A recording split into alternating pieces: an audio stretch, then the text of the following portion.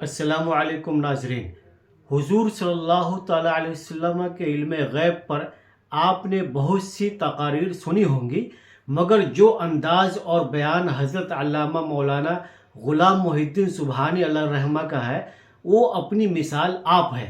یقیناً ایسا بیان اور ایسی تشریح آپ نے کسی اور سے نہیں سنی ہوگی۔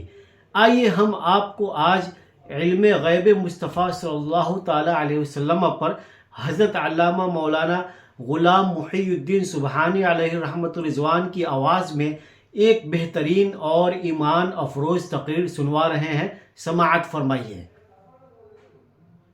آپ حضرات اپنی دکانوں پر رہتے ہیں، ہوٹلوں میں بیٹھ جاتے ہیں، کاروباری بنیاد پر آپ لوگوں کا ایک دوسرے سے ملنا ہوتا ہے۔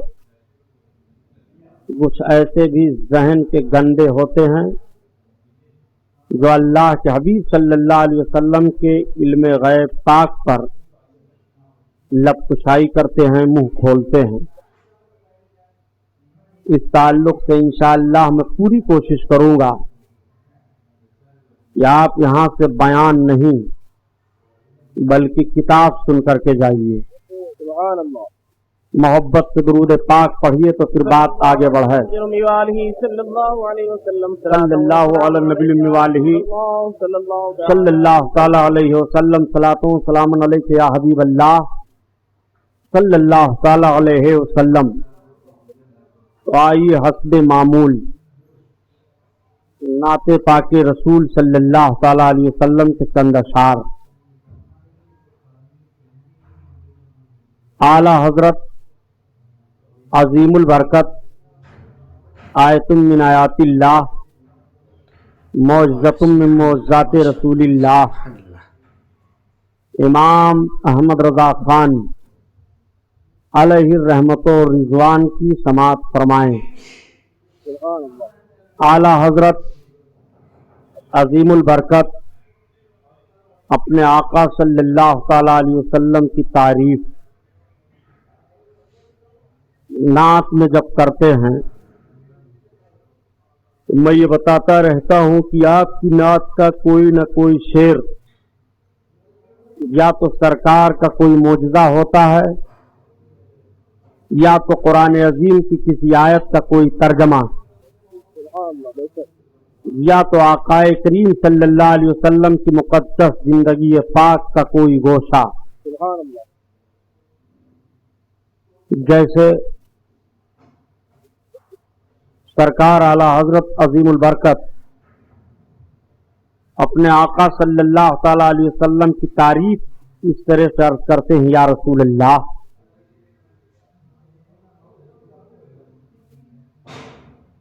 لم یات نذیرو کفی نظر، لم یات نذیرو کفی نظر، مثل تو نشد پیدا جانا، جگراج کو تاج تورے سر سوہے، تجھ کو شہ دوسرا جانا، البحر علا والموج طغى، من بکس طوفان شربا، من بکس طوفان شربا،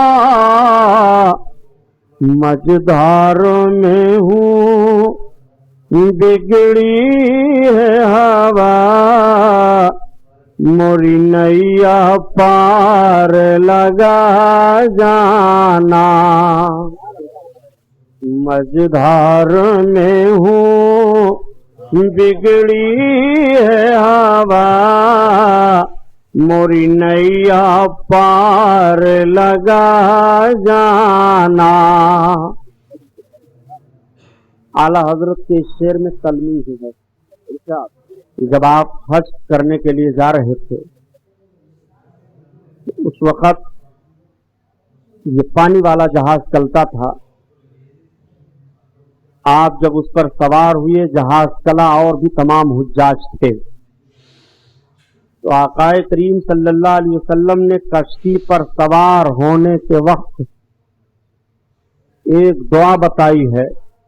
ماشاءاللہ سبحان اللہ. یہ آدمی جب کشتی پر سوار ہو اور وہ دعا پڑھ لے تو سمندر کے طوفان سے، موج سے، طغیانی سے محفوظ رہے گا. کشتی کے غرقابی سے اس کو حفاظت رہے گی. اعلی حضرت عظیم البرکت رضی اللہ تعالی عنہ جب سوار ہوئے تو آپ نے کشتی کی اس دعا کو پڑھ لیا. سمندر میں جہاز جا رہا تھا، ہچکولے کھانے لگا، طوفان اٹھا.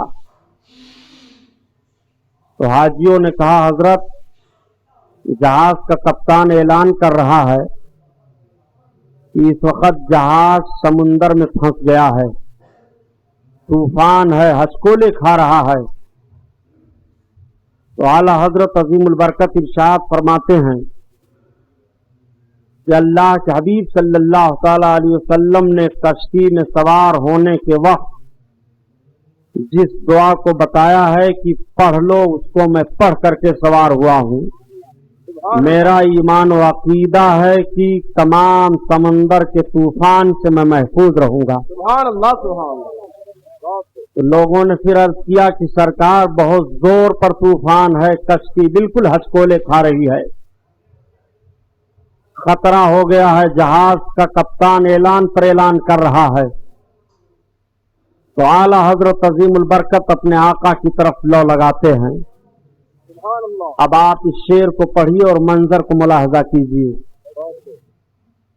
البحر علا والموج طغى من بے کسو طوفان شربا من بے کسو طوفان شربا مجدھار میں ہوں بگڑی ہے ہوا موری نیا پار لگا جانا مجدھار میں ہوں بگڑی ہے ہوا موری نیا پار لگا جانا. اور اسی موقع کا ایک شعر یہ بھی ہے، آنے دعا ڈوبو دو اب تو تمہاری جانب یا رسول اللہ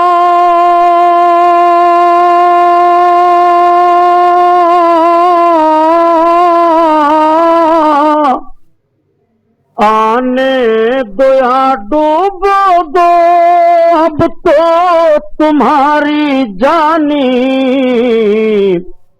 کشتی تمہیں پہ چھوڑی لنگر اٹھا دیے ہیں کشتی تمہیں پہ چھوڑی لنگر اٹھا دیے ہیں لنگر اٹھا دیے ہیں لمیات نظیرو کفی نظر مثل تو نشد پیدا جانا پیدا جانا بس خامائے خام نوائے رضا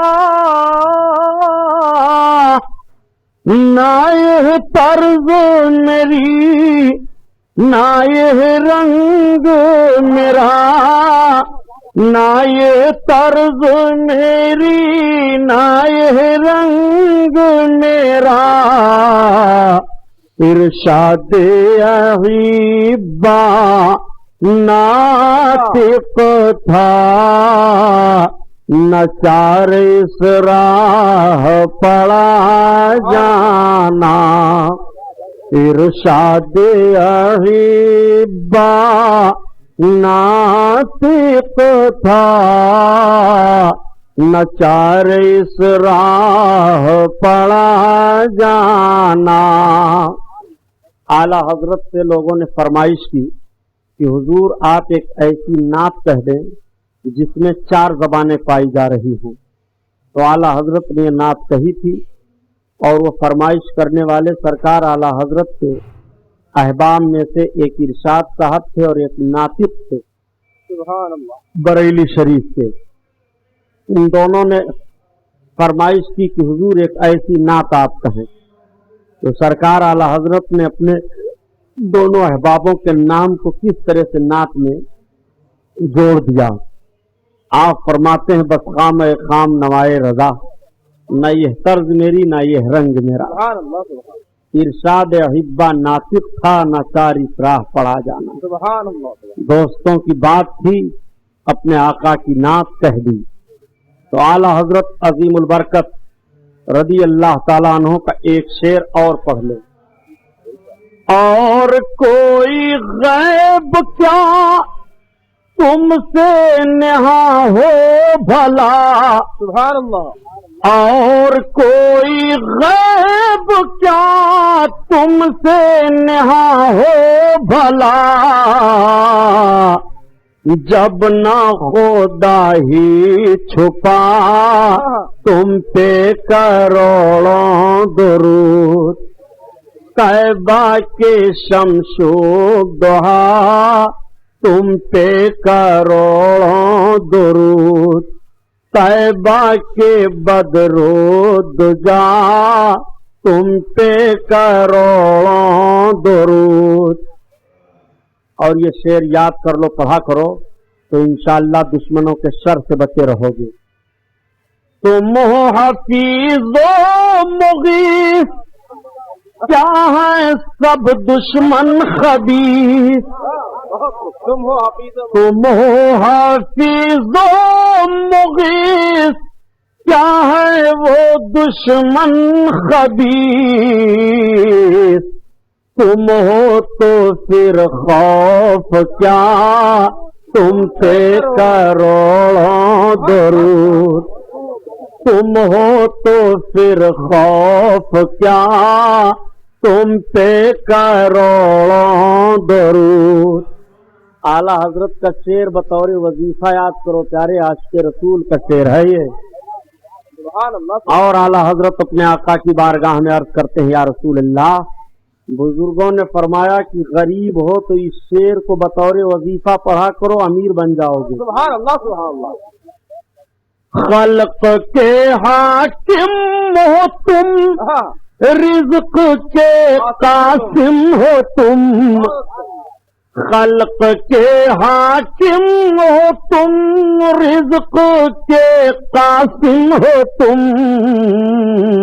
جو ملا تم سے ملا تم پہ کروڑوں. نعرہ رسالہ خطیب لاسانی امام اعظم کانفرنس. سبحان اللہ. جو ملا تم سے ملا تم پہ کروڑوں درود. اعلیٰ حضرت نے یہ شعر کب کہا تھا جانتے ہو؟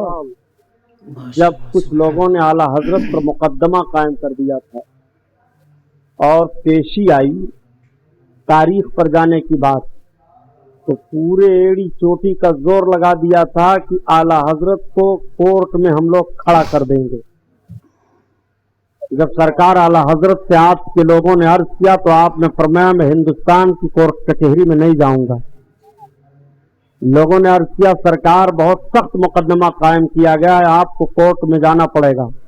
تو آپ نے فرمایا میں نہیں جاؤں گا. بس سرکار اعلیٰ حضرت نے قلم اٹھایا اور یہی شعر آقا کی بارگاہ میں لکھنا شروع کیا.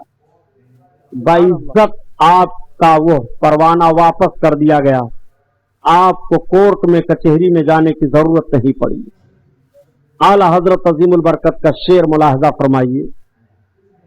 बीमार इस शेर को पढ़ा करे, शाफियो वाफी हो तुम, काफियो नाफी हो तुम,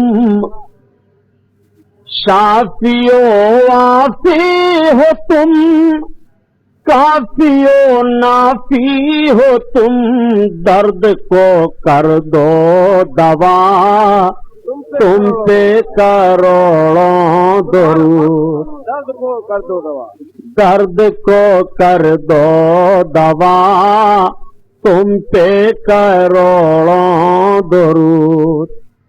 दुश्मन से बचने के लिए हो तो वो शेर पढ़ो, रिज्क की कमी हो तो वो पढ़ो, बीमार हो तो ये पढ़ो, और गुनहगार हो तो क्या पढ़ो?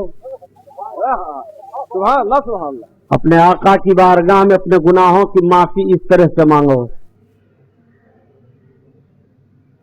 गरचे हैं बेहद कसूर, सुभान अल्लाह तुम हो अफू गफूर, गरचे हैं बेहद कसूर, तुम हो अफू गफूर, या हबीब अल्लाह,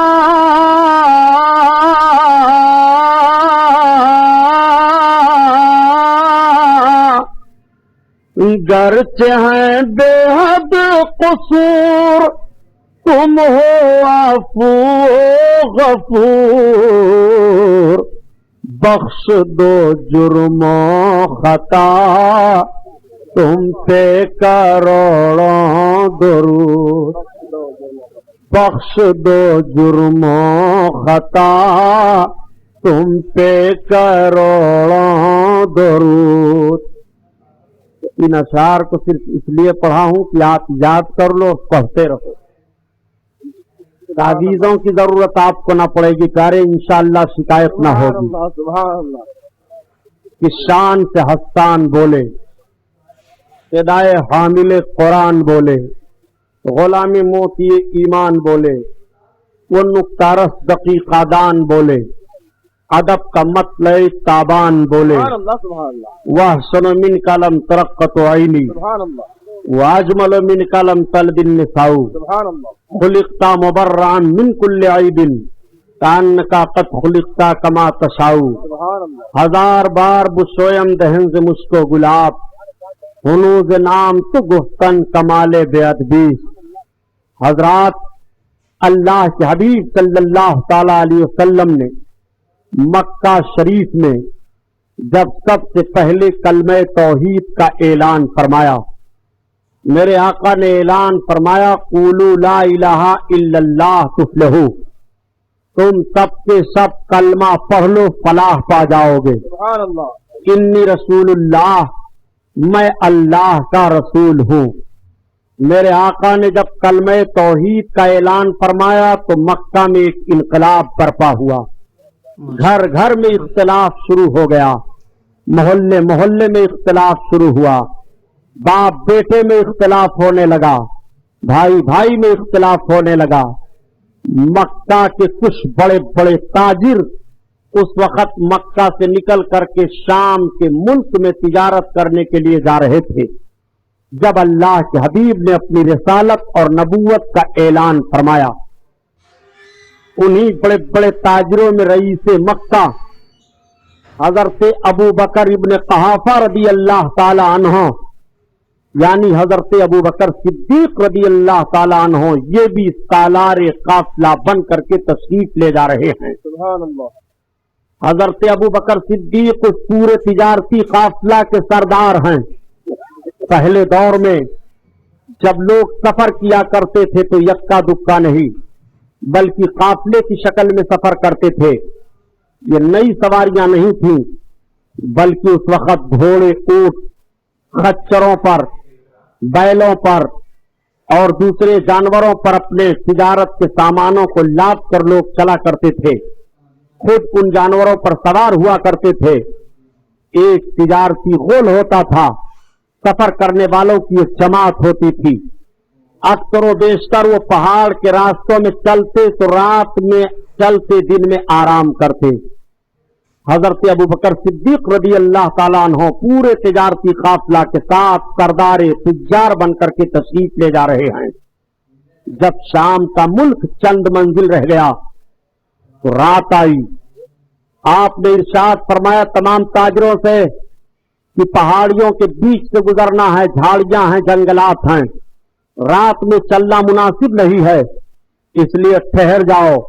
और सामने एक गिरजाघर, नारे तकबीर, नारे रिसालत, नारे रिसालत, उलमाए सुन्नत, शहजादे शुएब औलिया, नारे तकबीर, नारे रिसालत। मोहम्मदिन मादनिल जूद वल करम वाला अली व बारिक वसल्लम सलातो सलामुन अलैका या रसूल अल्लाह सल्लल्लाहु अलैहि औलिया और नदीर हुजूर शुएबुल औलिया। यानी अब आपके जुमले में मैं अर्ज करूं कि बाप पूत दोनों सुभान अल्लाह स्टेज पर चलवा अफरोज हैं।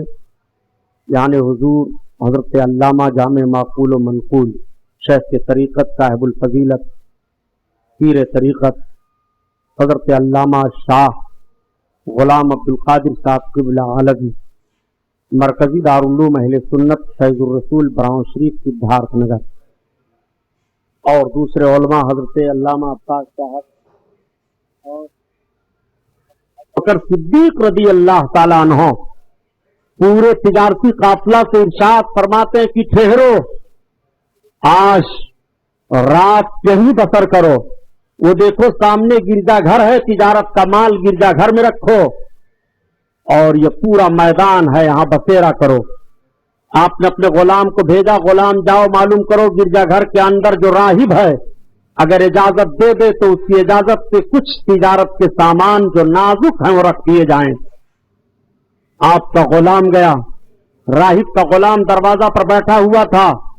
हजरत अबू बकर के गुलाम ने कहा, मैं मक्का के सरदार रईस मक्का अबू बकर इब्ने कहाफा का गुलाम हूं जो पूरे तिजारती काफिला के सरदार हैं। तुम कौन हो? उसने कहा, इस गिरजाघर के अंदर जो मेरा आका सिर्फ खुदा की इबादत करता है मैं उसका गुलाम हूं। कहा, अपने आका से पूछ लो क्या मुझे यहां ठहरने की इजाजत दी जा सकती है? हम अपने तिजारत के कुछ माल को रखना चाहते हैं। उसने कहा, नहीं, यहां किसी को रहने की और ठहरने की इजाजत नहीं है। अब से पहले कुछ लोग आए थे जिन्होंने कुछ ऐसा घिनौना किरदार यहां किया कि हमारा आका खफा हो गया। उस गुलाम ने कहा, पहले तुम जाकर बता दो तो कि हम मक्का के ताजिर हैं। उसके दिल में कुछ बात आई, उठा और गिरजाघर के अंदर गया और अपने आका से कहा कि हुजूर, मक्का से कुछ तिजारती लोग आए हैं और वो तिजारत का सामान लेकर के आए हैं, यहां रखना चाहते हैं। रात हो गई है, बसेरा करना चाहते हैं, रात गुजार कर फिर वो चले जाएंगे, इजाजत आप देते हैं? मक्का का नाम सुनना था कि राहिब उठ करके खड़ा हो गया। उसने एक पुरानी किताब निकाली और निकालने के बाद उसमें कुछ देखने लगा और देखने के बाद कहा, गुलाम जाओ, उस गुलाम से कह दो कि तुम अपने आका को बुला कर लाओ। गुलाम राहिब का गया और हजरत अबू बकर चुनांचे आया गुलाम और उसने अर्ज किया, हुजूर चलिए, राहिब आपको बुलाता है। हजरत अबू बकर सिद्दीक पहुंचे, राहिब देखा, उठ करके खड़ा हो गया। खड़े होने के बाद पेशानी का बोसा लिया, हाथ को हाथ में ले लिया। उसने अर्ज किया, ए तिजारती काफिला के सरदार, आप हमको इजाजत दीजिए, मैं आपको अमीरुल मोमिनीन कहूं। इतना सुनना था, हजरत अबू बकर सिद्दीक चौंक पड़े। आप फरमाते हैं कि तुम ये क्या कर रहे हो? मेरा तो नाम ये है, मैं मक्का का रहने वाला हूं, मेरे शहर का जोग्राफिया ये है। उसने कहा, आप खफा ना हो, आपका नाम अबू बकर इब्ने कहाफा है, आप सिद्दीक के नाम से पुकारे जाएंगे, आपको अमीरुल मोमिनीन कहा जाएगा। हजरत अबू बकर फरमाते हैं, आखिर वजह क्या है, ये क्या बता रहे हो? उसने कहा, एक तुज्जारे सरदार, आपको मालूम नहीं है آپ کو یہ پتا نہیں ہے کہ سب سے پہلے نبی آخر الزما کا کلمہ آپ پڑھو گے، سبحان اللہ سبحان اللہ. سب سے پہلے امیر المومنین آپ کو کہا جائے گا، اور آپ کو نبی آخر الزما صدیق کا خطاب عطا فرمائیں گے، سبحان اللہ سبحان اللہ. اور مکہ کی سرزمین پر وہ نبی آخر الزما مبعوث ہو چکے ہیں، رسالت و نبوت کا ان کے اعلان ہو چکا ہے۔ سبحان اللہ سبحان اللہ۔ حضرت ابوبکر صدیق تڑپ گئے۔ آپ کسی طرح سے رات گزارتے ہیں، جب رات ختم ہو گئی تو وہیں اونے پونے کر کے اپنے مال کو بیچا اور تاجروں سے کہا تم ملک شام جاؤ، میں مکہ واپس جا رہا ہوں۔ حضرت ابوبکر صدیق جب مکہ واپس آئے، بہت غور سے سنو، سبحان اللہ سبحان اللہ۔ اور اگر حوالہ غلط ہو تو جو چور کی سزا وہ غلام محی الدین سبحانی کی۔ دیکھو اپنے آقا کی شان نبوت۔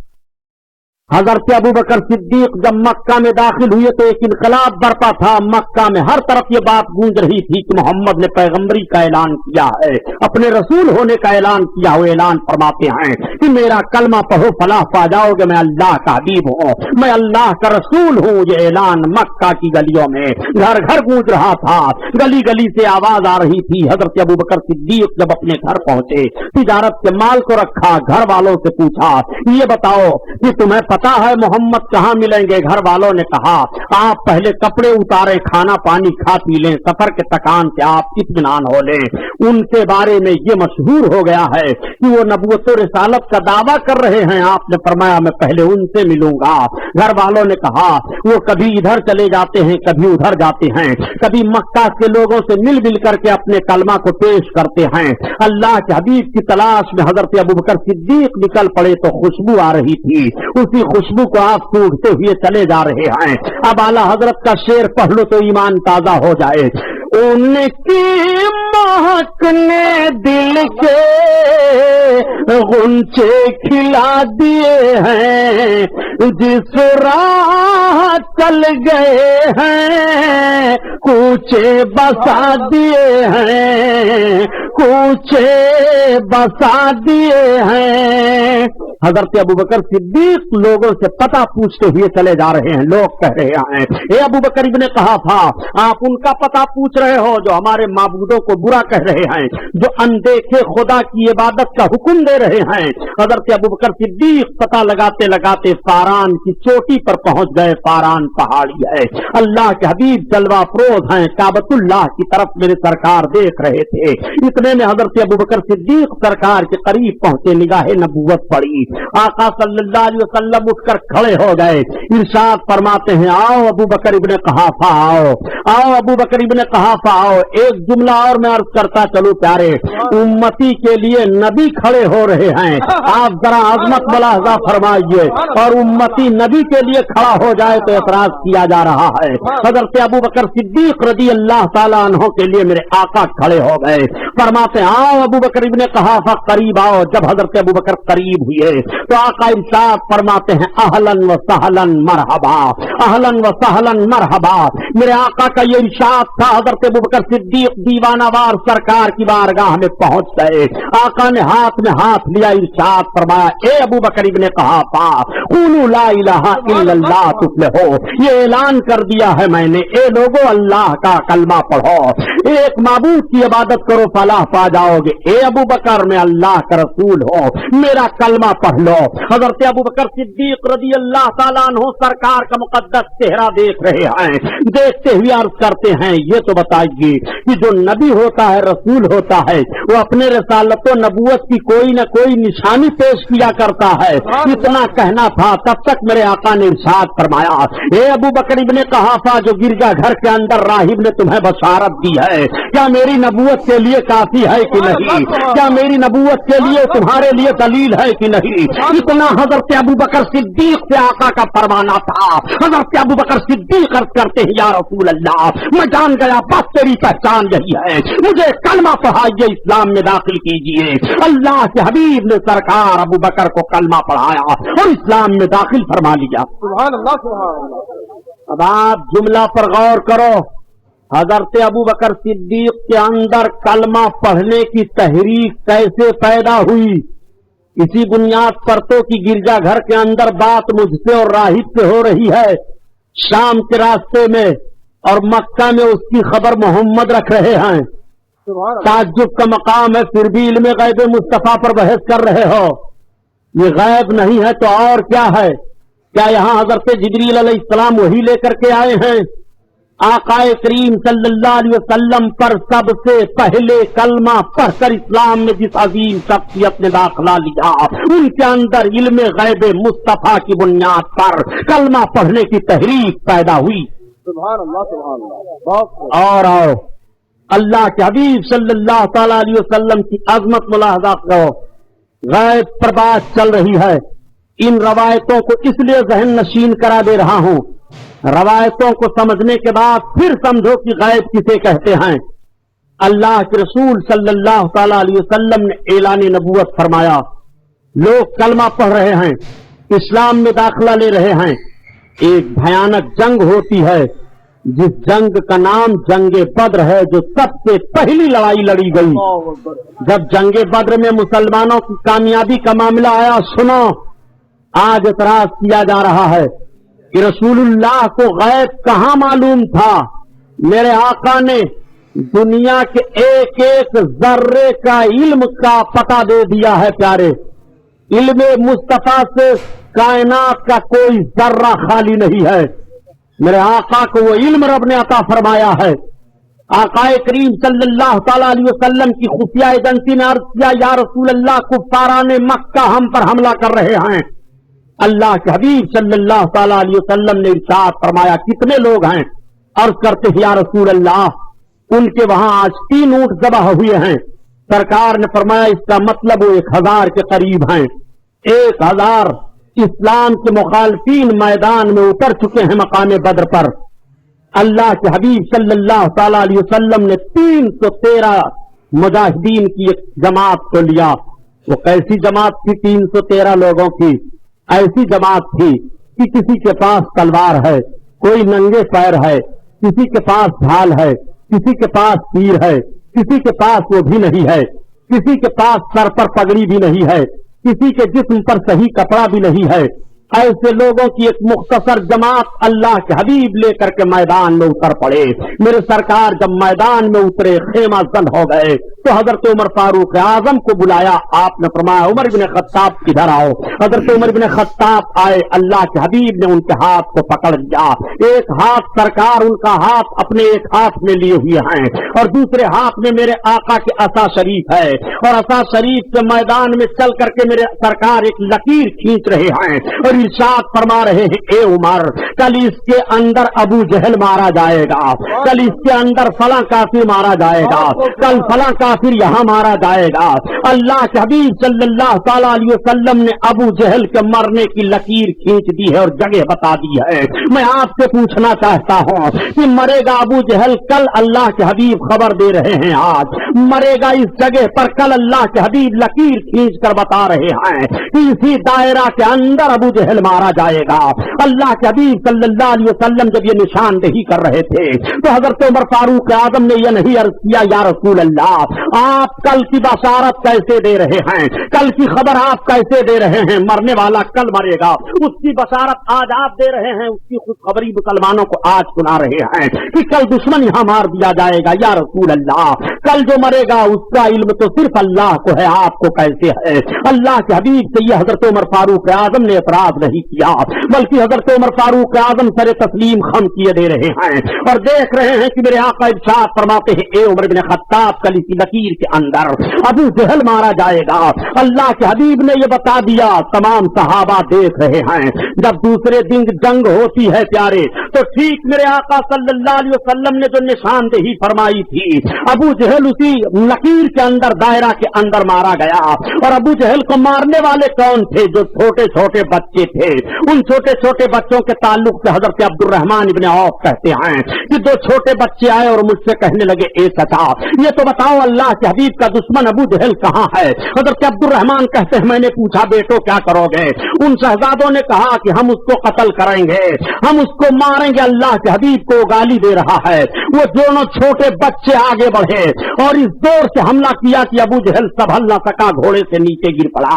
حضرت عبداللہ بن مسعود پہنچ کر کے اس کی گردن کاٹ دیتے ہیں. جب جنگ کامیابی میں بدل گئی, اللہ کے حبیب صلی اللہ علیہ وسلم نے مقتولین کو دیکھا اور دیکھنے کے بعد سرکار ارشاد فرماتے ہیں, دیکھو جو میں نے نشاندہی کی تھی, ابو جہل ٹھیک اسی دائرہ کے اندر مارا گیا ہے. میں آپ سے بتانا چاہتا ہوں, قتل ہو رہا ہے ابو جہل آج, اور اس کے قتل کی خبر اللہ کے حبیب پہلے دے رہے ہیں. یہ علم غیب مصطفیٰ نہیں ہے تو اور کیا ہے, یہ رسول اللہ کا علم نہیں ہے تو اور کیا ہے.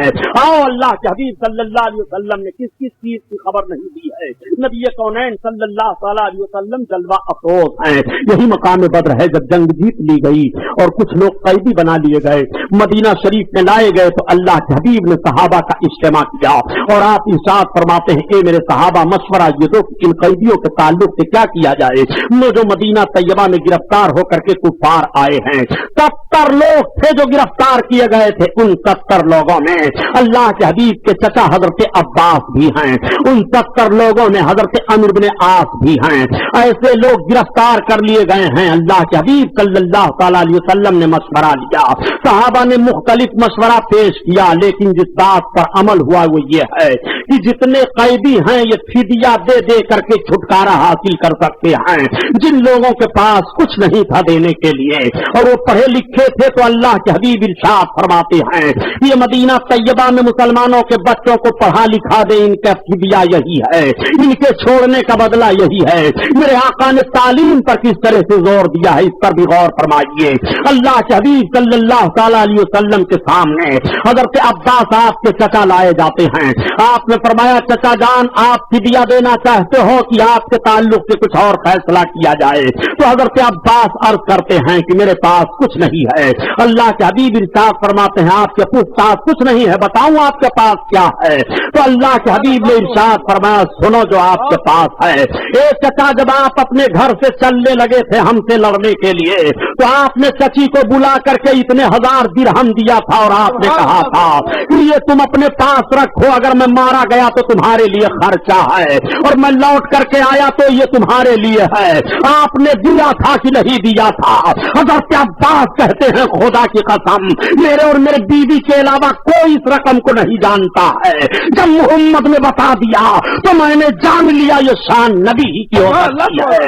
یہ تکبیر, نعرہ رسالت, علماء اہل سنت, شہزادہ شعیب العالیہ, امام اعظم کا الفرنگ, نعرہ تکبیر, نعرہ رسالت. سبحان اللہ. اللہ کے حبیب صلی اللہ تعالی علیہ وسلم نے اپنے چچا کے چھپے ہوئے خزانے کو بتایا, یہ علم غیب نہیں ہے تو اور کیا ہے. میں آپ سے پوچھنا چاہتا ہوں, کتنی چیزوں کی خبر آپ لوگے. اللہ کے رسول صلی اللہ تعالی علیہ وسلم کی بارگاہ میں ایک مرتبہ حضرت انس رضی اللہ تعالیٰ عنہ ایک صحابی ہیں جو 10 برس تک سرکار کی خدمت کرتے رہے بچپن سے لے کر کے. وہ کہتے ہیں کہ ایک مرتبہ میرے دل میں ایک بات پیدا ہوئی کہ میں اللہ کے حبیب سے پوچھ لوں, یا رسول اللہ آپ ہمیں جنت دلائیں گے کہ نہیں, لیکن میری ہمت نہیں ہو رہی تھی پوچھنے کی. ادب کی بنیاد پر حضرت انس بن مالک فرماتے ہیں کہ ایک روز دیہات سے ایک صحابی آئے اور آنے کے بعد سرکار کے پیچھے نماز ادا کرتے ہیں اور نماز ادا کرنے کے بعد آقا کی بارگاہ میں بیٹھ گئے اور عرض کرتے ہیں, یا رسول اللہ صلی اللہ تعالی علیہ وسلم میں آپ سے کچھ پوچھنا چاہتا ہوں یا رسول اللہ. تو میرے آقا نے ارشاد فرمایا, بتاؤ کیا پوچھنا چاہتے ہو؟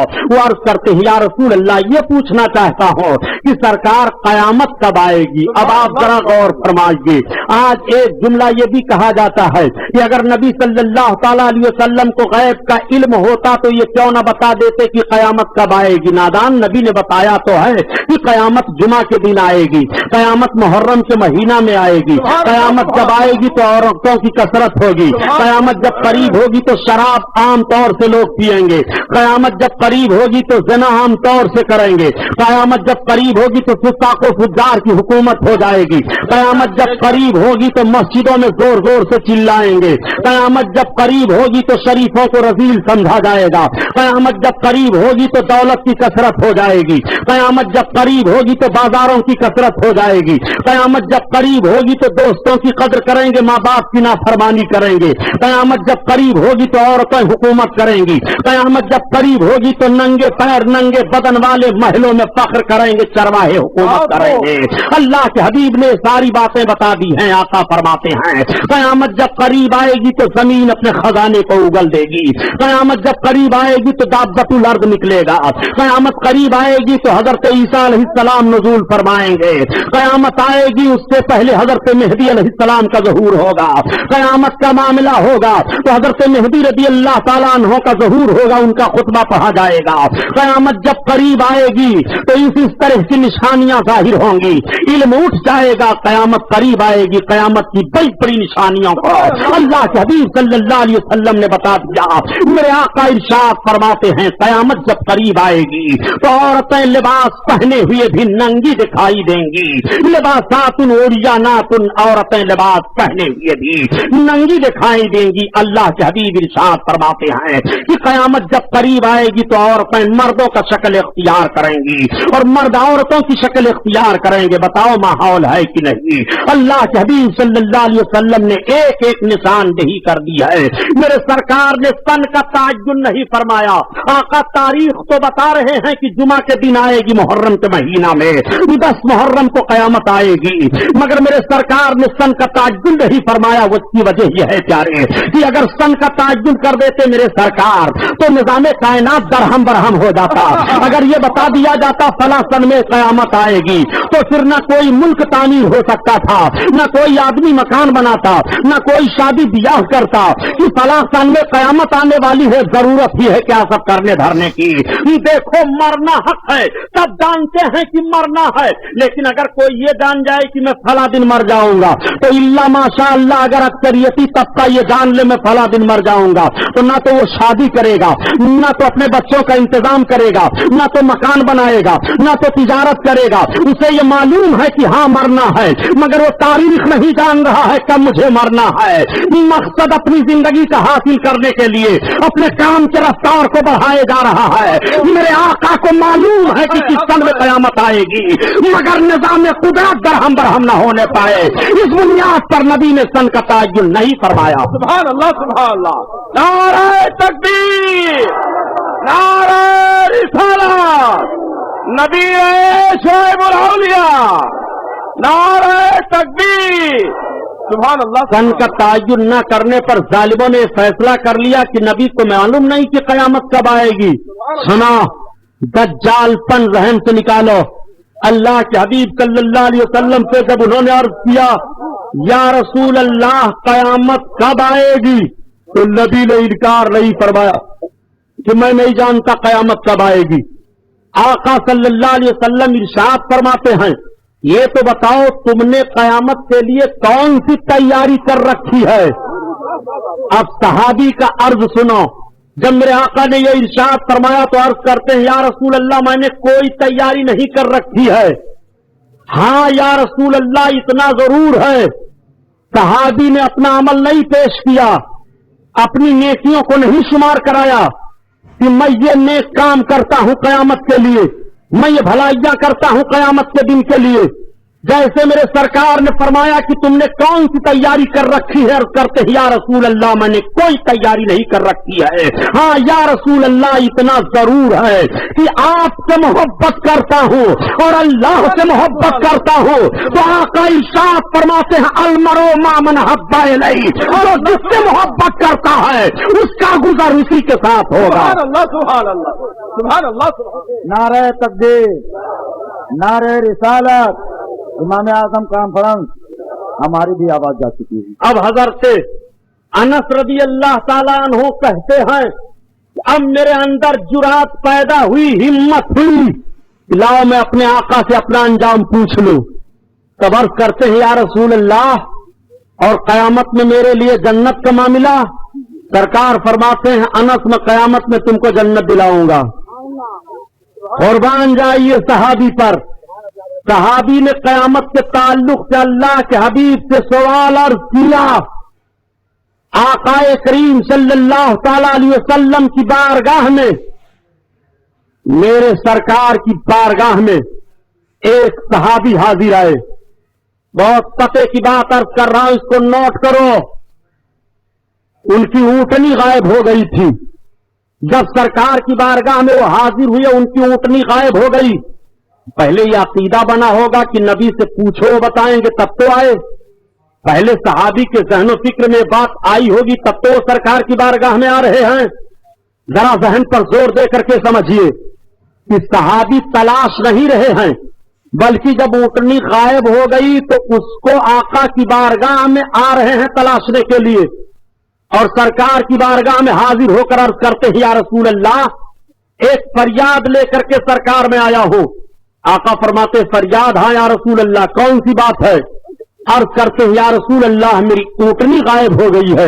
سبحان اللہ. آپ واقعہ سنانا مقصد نہیں ہے، جو بات ذہن و فکر میں اتارنا چاہتا ہوں اس کو ذہن میں بٹھاؤ. واہ واہ واہ. علم غیب کے تعلق سے آج تمہارے اعتراض کا جنازہ نکال دوں گا. انشاءاللہ. صحابی رسول سرکار کی بارگاہ میں حاضر ہو کر پوچھ رہے ہیں یا رسول اللہ، میری اونٹنی غائب ہو گئی ہے. پتا چلا کہ صحابی کے ذہن و فکر میں پہلے یہ بات بس گئی ہے کہ نبی سے چل کر کے پوچھو، نبی بتائیں گے.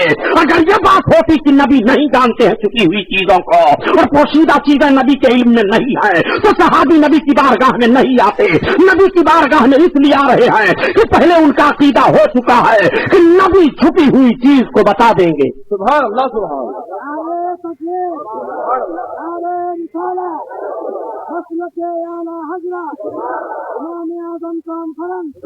آقا کریم صلی اللہ تعالی علیہ وسلم کا بھی علم ملاحظہ کرو. میرے سرکار صلی اللہ تعالی علیہ وسلم کے علم پاک پر اعتراض کرنے والوں، تم اپنی زبان میں نبی کو سمجھ رہے ہو. نبی کو تم اگر ابو جہل کے ذہن و فکر سے سمجھ لیتے تب بھی علم غیب پر اعتراض نہ کرتے. بے شک بے شک. کیا بات ہے. نبی کریم صلی اللہ تعالی علیہ وسلم نے یہ نہیں ارشاد فرمایا کہ مجھے کیا معلوم تمہاری اونٹنی کہاں ہے، میں تو صرف کلمہ پڑھانے کے لیے ہوں، تبلیغ رسالت میرا کام ہے. تمہاری اونٹنی غائب ہو گئی ہے، تمہارا فلاں سامان غائب ہو گیا ہے، تمہارا فلاں سامان نہیں مل رہا ہے، اس کے لیے مجھے کیا خبر نہیں. جیسے انہوں نے عرض کیا یا رسول اللہ، میری اونٹنی کہاں ہے، غائب ہو گئی ہے. تو آقا فرماتے ہیں چلے جاؤ، فلاں پہاڑی کے پیچھے جھاڑیاں ہیں، چند درخت ہیں، ان درختوں کی ایک شاخ سے تمہارے اونٹنی کی نکیل الجھ گئی ہے، وہیں پر تمہاری اونٹنی ہے. اب سرکار نے جو پتہ بتایا صحابی اسی پتہ کے مطابق چلے آ رہے ہیں. اور جب اللہ کے حبیب صلی اللہ علیہ وسلم کے صحابی وہاں پہنچے، جو نقشہ میرے آقا نے متعین فرمایا تھا پہاڑی کے پیچھے کا، تو ان کو ان کی اونٹنی مل جاتی ہے. وہ اپنی اونٹنی لے کر کے چلے گئے. اب یہ بات گشت کرنے لگی تو وہ لوگ جو دل سے کلمہ نہیں پڑھتے تھے، منافق تھے، وہ زبان سے تو کلمہ پڑھتے تھے مگر دل میں سرکار کے لیے کجی رکھتے تھے. وہ کہنے لگے کہ ذرا محمد کو دیکھو، وہ تو چھپی ہوئی چیزوں کو بتا رہے ہیں، حالانکہ اونٹنی غائب ہو گئی تھی اس کے تعلق سے بتا رہے ہیں. بتائیے ان کو یہ بات کیسے معلوم ہو گئی؟ اس قسم کی باتیں منافقین آپس میں کرنے لگے. اللہ کے حبیب صلی اللہ تعالی علیہ وسلم کو جب اس کی اطلاع ملی تو میرے سرکار صلی اللہ علیہ وسلم کو جلال آیا.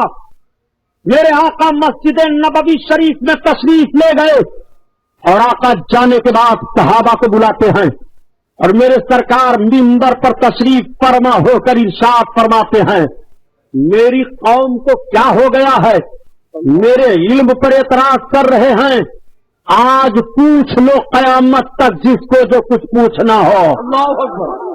میرے سرکار نے منبر پر چڑھ کر کے اعلان فرمایا تھا پوچھو آج جس کو جو کچھ پوچھنا ہے. میں کہتا ہوں نجد کی بدماش اولادوں سے کہ اللہ کے حبیب کا اس فرمان کو تم پڑھ کر کیوں نہیں سنا رہے ہو؟ اللہ کے حبیب ارشاد فرما رہے ہیں منبر پر آج پوچھ لو جس کو جو کچھ پوچھنا ہو قیامت تک کے لیے. میرے سرکار نے جیسے یہ ارشاد فرمایا تب تک ایک صحابی ہیں حضرت عبداللہ ابن حذافہ سبحان اللہ سبحان اللہ. وہ کھڑے ہو گئے. حضرت عبداللہ ابن حذافہ کے باپ کے تعلق سے لوگوں کو کچھ شبہ تھا. اللہ اتنا بڑا چانس کہاں ملے گا؟ اور ہمت تو دیکھو صحابی رسول کی. وہ کھڑے ہو گئے. جب میرے آقا نے ارشاد فرمایا پوچھو آپ جس کو جو کچھ پوچھنا ہو تو حضرت عبداللہ کا یہ عقیدہ بنا کہ میرے باپ کے بارے میں لوگ شک کر رہے ہیں، اب اللہ کے حبیب سے پوچھ لوں گا تو شک دور ہو جائے گا. چاہے میں صحیح النسب آج ثابت ہوں گا، یہ جو کچھ معاملہ ہوگا میرے آقا فرما دیں گے. عرض کرتے ہیں یا رسول اللہ پوچھوں؟ ہاں پوچھو. عرض کرتے ہیں یا رسول اللہ من ابی، میرا باپ کون ہے؟ آقا ارشاد فرماتے ہیں ابو کا حذافہ، تیرا باپ حذافہ ہے. سبحان اللہ سبحان اللہ اتنا سننا تھا. حضرت عبداللہ ابن حذافہ خوش ہو گئے سبحان اللہ. اور خوشی سے جھومنے لگے. ایک بات اور عرض کروں پیارے، اگر آج آپ کسی کے ولدیت کا انکار کر دیں باپ کا، مثلا آپ کہہ دیں کہ عبد الرحمان عبداللہ کا بیٹا نہیں ہے اور عبد الرحمان عبداللہ ہی کا بیٹا ہے، آپ نے انکار کیا تو حضرت علوی صاحب قبلہ سے آپ پوچھو گے، شہزادے شعیب الاولیاء تھے، مولانا فاروق صاحب تھے، تو فرمائیں گے تم نے حرام کیا. کسی کے باپ کا انکار کرنا، تم فلاں کے بیٹے نہیں ہو، یہ حرام ہے، کفر نہیں قرار دیں گے. آپ نے کسی کے باپ کو انکار کیا تو حرام تک کا معاملہ ہوگا کہ تم نے مسلمان کو تکلیف دی ہے، حرام کام کیا. لیکن حضرت عبداللہ ابن حذافہ کا الگ معاملہ ہے. اب اگر کسی نے ان کے باپ کا انکار کر دیا تو صرف حرام نہیں ہوگا، کفر ہو جائے گا. اللہ کے حبیب کے فرمان کا انکار لازم آئے گا. اللہ کے حبیب نے ارشاد فرمایا عبداللہ تمہارا باپ حذافہ ہے. حضرت عبداللہ کی ماں نے جب سنا تو کہا بیٹا تم کو اللہ کے حبیب سے اس طرح کا سوال نہیں کرنا چاہیے. بیٹا تم نے عجیب سوال کر دیا، یہ تو خیریت مناؤ کہ اللہ تعالیٰ نے تمہاری ماں پر کرم کیا کہ اس کا قدم سلامت رہا. اگر ایسی بات نہ ہوئی ہوتی تو بیٹا تم نے کیا پوچھ لیا تھا؟ ایسی بات تمہیں اللہ کے حبیب سے نہیں پوچھنی چاہیے. حضرت عمر فاروق اعظم بارگاہ میں جلوہ افروز ہیں. میرے آقا نے فرمایا پوچھو جس کو جو کچھ پوچھنا ہو قیامت تک. تب تک ایک اور کھڑا ہوا. اس نے عرض کیا یا رسول اللہ بتائیے میں جنت میں جاؤں گا کہ جہنم میں؟ اللہ. سرکار نے فرمایا تو جہنم میں جائے گا. جیسے سرکار نے یہ بتایا اب آپ ذرا غور فرمائیے کہ میرے آقا نے جنتی اور جہنمی کی پہچان بتا دی کہ نہیں؟ سرکار نے بتایا تو جہنم میں جائے گا. جہنم میں آقا کی بارگاہ میں حاضر ہے، کلمہ پڑھ رہا ہے، مگر اندر سے کھوٹ ہے، کجی ہے. سرکار نے اس کے نفاق کو ظاہر فرما دیا تو جہنم میں جائے گا. حضرت عمر فاروق اعظم نے دیکھا کہ اگر ایسے ہی لوگ ایک کے بعد دیگرے پوچھتے رہے تو نہ جانے کتنے راز ظاہر ہو جائیں گے. آپ کھڑے ہو گئے اور سرکار کے مقدس کندھوں پر دوش مبارک پر اپنے ہاتھ کو رکھ کر کے عرض کرتے ہیں یا رسول اللہ آپ بیٹھ جائیں میرے سرکار. اللہ کے حبیب تشریف فرما ہوئے. حضرت عمر فاروق اعظم عرض کرتے ہیں یا رسول اللہ ہمارا ایمان ہے کہ آپ نبی برحق ہو، ہمارا ایمان ہے کہ خدا ایک ہے. یا رسول اللہ ہمارا ایمان ہے کہ اللہ عبادت کے لائق ہے، اسلام میرا مذہب ہے. اے اللہ کے حبیب اگر ہم میں سے کسی نے آپ کو کچھ کہہ دیا ہے تو اس کی معافی ہم مانگ رہے ہیں. اللہ کے حبیب معاف فرما دیجئے.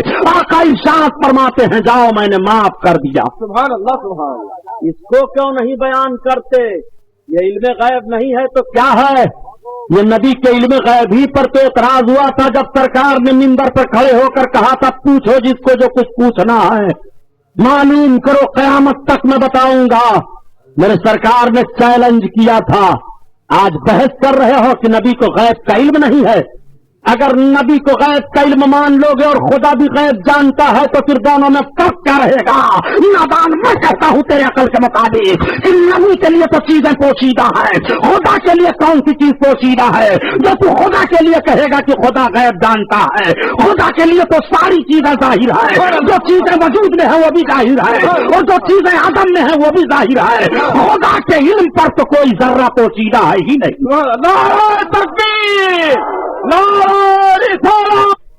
نے دودھ پلایا ہے تو 5 منٹ بھیڑ میں غیب پر گفتگو اپنے مولویوں سے کروا لو۔ مسلمانوں کو گمراہ نہ کرو، یہ دجال حرام خور جماعت نبی کے علم غیب پر اعتراض کر رہے ہیں کہ نبی کو غیب مان لو گے تو اللہ کے لیے بھی غیب ہے، یہ شرک ہو جائے گا۔ پاگل، رب کے لیے کون سی چیز پوشیدہ ہے؟ سن، رب کے لیے اس لیے غیب کا علم لفظ بولا جاتا ہے کہ جو چیزیں عدم میں ہمارے لیے ابھی ہیں، ہم ان چیزوں کے تعلق سے اپنی معلومات کی بنیاد پر کہہ رہے ہیں کہ رب تعالیٰ ان چیزوں کو بھی جان رہا ہے اور جو چیزیں وجود میں آ گئی ان کو بھی جان رہا ہے، ذرہ ذرہ کو بھی جان رہا ہے۔ تو جو چیزیں ابھی عدم میں ہیں، وجود میں نہیں آئی ہیں، ان چیزوں کا بھی عالم رب ہے اور جو وجود میں آ گئی ہیں ان کا بھی عالم رب ہے۔ ہم اپنے طور پر اپنی تفہیم کے لیے رب کی طرف اس لفظ کی نسبت کر رہے ہیں کہ رب تعالیٰ ساری چیزوں کو جانتا ہے۔ سبحان اللہ، سبحان اللہ۔ سنو، غیب غیب چلاتے ہو، نبی کو غیب ہے کہ نہیں ہے؟ غیب ہے کہ نہیں ہے؟ آؤ سنو، اٹھاؤ قرآن پاک کا 10واں پارہ، سبحان اللہ۔ سورہ توبہ، اس کا 13واں رکوع۔ اللہ کے حبیب صلی اللہ تعالی علیہ وسلم کے صحابہ جب لشکر کشی کر کے آگے بڑھنے لگے روم کی طرف، تو 2 صحابی ایسے تھے، 2 یا 3 تھے، اس میں کہنے لگے کہ بتاؤ محمد کا خیال یہ ہے کہ ہم ملک روم پر غالب آ جائیں گے؟ آقا کریم صلی اللہ علیہ وسلم کے خیال کو ہلکا سمجھا، آپس میں باتیں کر رہے ہیں۔ رب تعالیٰ نے آیت نازل فرما دی، لا تعتذروا قد کفرتم بعد ایمانکم، بہانے نہ بناؤ، تم ایمان لانے کے بعد کافر ہو چکے۔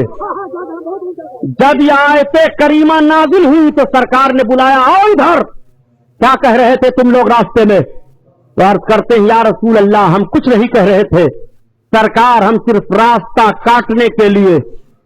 یا رسول اللہ ہم نے صرف اتنا ہی کہا تھا کہ رسول اللہ صلی اللہ علیہ وسلم کا خیال ہے کہ ہم ان کے روم پر غالب آ جائیں گے۔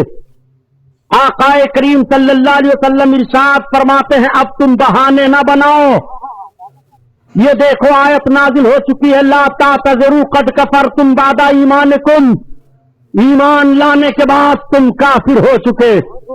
علم غیب مصطفیٰ کو ہلکا سمجھا تھا تو رب تعالیٰ قرآن میں آیت نازل فرما رہا ہے کہ تم میرے محبوب کے علم پاک کا انکار کرو گے۔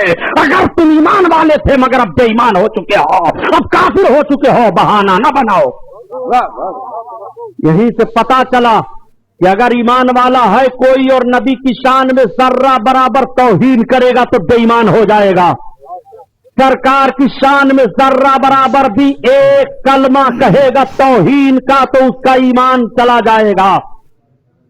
اور عرض کروں ایک بات، حضرت عیسیٰ علیہ الصلوۃ والتسلیم کو پیغمبر سب مانتے ہیں نا؟ حضرت عیسیٰ پیغمبر علیہ الصلوۃ والتسلیم کا حال یہ تھا کہ اگر کوئی کچھ کھا کر کے آتا تو آپ بتا دیتے، اور گھر میں چھپا کر کے آتا تو آپ بتا دیتے۔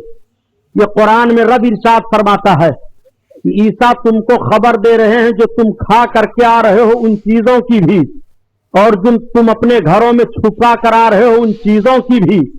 تو حضرت عیسیٰ علیہ السلام کے لیے غیب مانو اور نبی کے لیے غیب تسلیم کرو تو مشرک ہو جاؤ گے۔ حضرت عیسیٰ علیہ السلام کو اگر یہ انکار کر دو کہ وہ چھپی ہوئی چیزوں کو نہیں بتا پاتے تھے تو تمہارا اسلام میں داخلہ ہی نہیں رہے گا۔ نادان، حضرت عیسیٰ علیہ السلام کے لیے اگر تو یہ مان لے تو تیرا داخلہ اسلام میں نہیں رہے گا، اور تو پیغمبر کا کلمہ پڑھتے ہوئے پیغمبر کے لیے جب یہ ذہن رکھے گا کہ نبی کو غیب کا علم نہیں تھا تب تو اسلام میں کیسے رہ جائے گا۔ اور سنو، نبی کونین صلی اللہ تعالی علیہ وسلم کے علم پاک کی بات چلی ہے، میرے سرکار کو علم غیب کیسے کیسے حاصل ہے؟ یہ کہتے ہیں اگر نبی کو غیب کا علم تھا تو حضرت عائشہ کا جب ہار غائب ہوا تب کیوں نہیں بتایا؟ حضرت عائشہ کا ہار غائب ہوا، نبی نے نہیں بتایا، اس کا مطلب نبی کو علم غیب نہیں ہے۔ نبی پاک کے مقدس نالین میں نجاست لگ گئی تھی، اگر نبی کو معلوم ہوتا غیب تو کیوں نجاست لگ جاتی؟ نبی کے چارپائی کے نیچے کتے کا پلا تھا، اگر وہ کتا کا پلا جان جاتے تو کیوں بتاتے نہ؟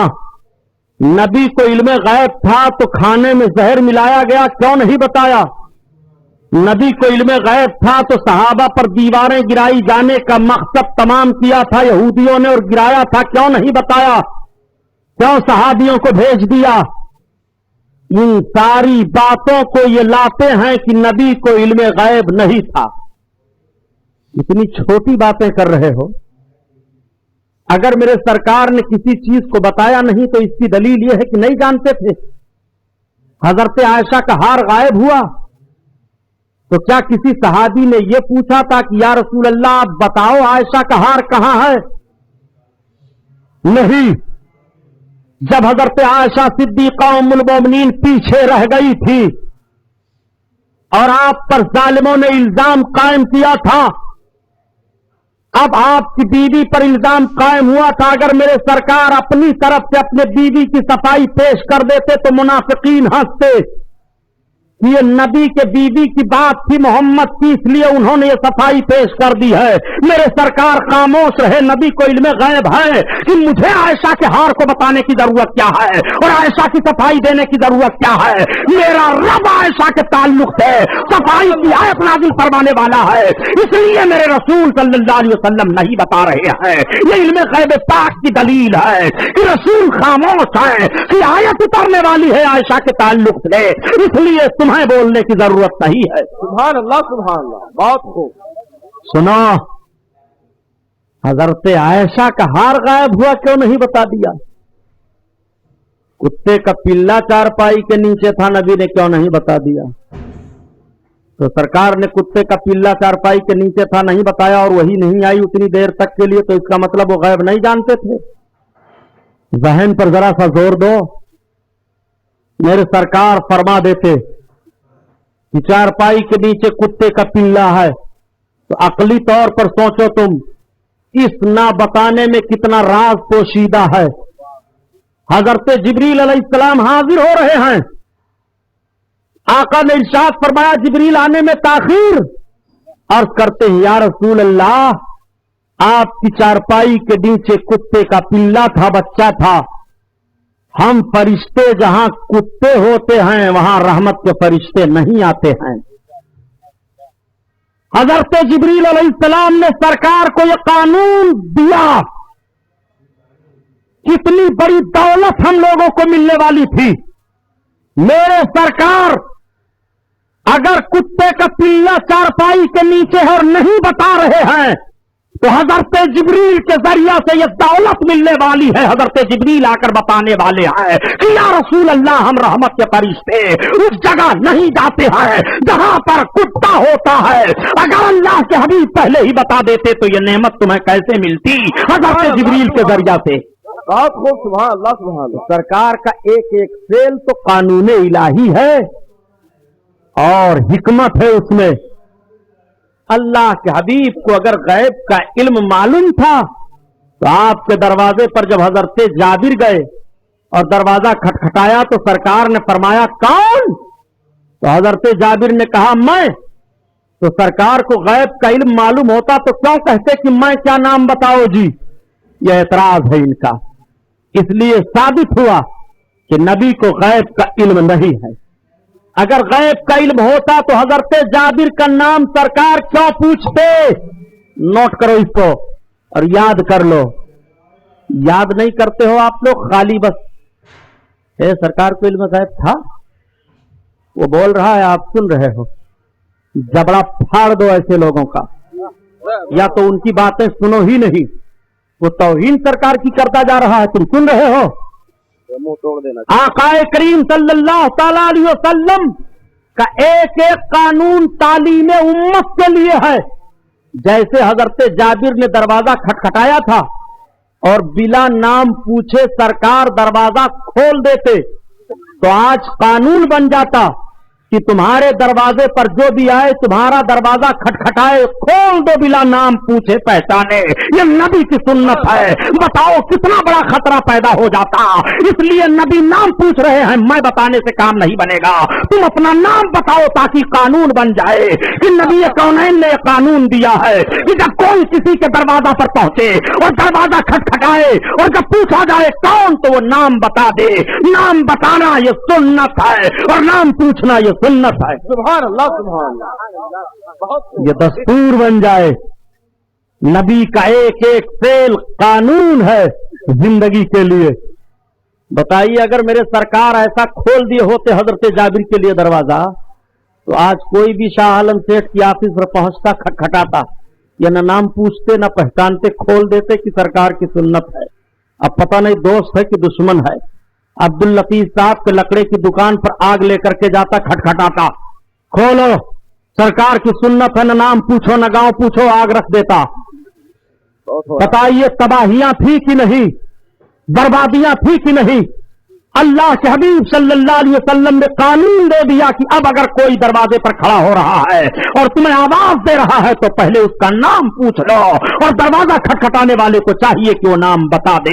नबी का एक एक फेल उम्मत के लिए तालीम है। और सुनो, न बताना जानने की दलील नहीं है प्यारे कि नहीं जानते। आप अकलन समझ लो, उस्ताद शागिर्द से पूछता है ये बताओ, तो क्या यह मतलब कि वो नहीं जानता? अगर ये कानून बना लोगे तो रब्बुल इज्जत की जात पर एतराज पड़ेगा। बताओ रब को मालूम है कि नहीं मालूम है कौन जन्नती कौन दोज़खी? बोलिए, रब को मालूम है कि नहीं मालूम है कि इसके पास कितनी नेकियां हैं, किसके पास कितनी बुराइयां हैं? है ना मालूम? रब ताला ने फिर दोनों कंधों पर दो फरिश्तों को क्यों रखा है कि बुराइयां एक लिखे एक नेकियां लिखे? क्यों रखा? कयामत के दिन क्यों ये दफ्तर पेश किया जाएगा, खोला जाएगा? ये तुमने जितनी नेकियां की हैं ये हैं, ये तुमने जितनी बुराइयां की हैं ये हैं, ये तुम्हारी अच्छाइयां हैं, ये तुम्हारी बुराइयां हैं। फरिश्ते जो दफ्तर दोनों तैयार कर रहे हैं तुम्हारे कांधे पर, वो दफ्तर तुम्हारे सामने रख दिया जाएगा। क्या रब नहीं जानता है? रब को इल्म है कि कौन जन्नती है कौन दोज़खी, दोज़खी को दोज़ख में डाले, जन्नती को जन्नत में डाले। ना दफ्तर की जरूरत, ना मीजान की जरूरत, ना परखने की जरूरत, ना हिसाब की जरूरत, ना किताब की जरूरत। वो जन्नती को जन्नत में डाल दे, दोज़खी को दोज़ख में डाल दे। किसी के अंदर हिम्मत है कि एहतजाज करे? फिर रब ताला ने क्यों ऐसा रखा?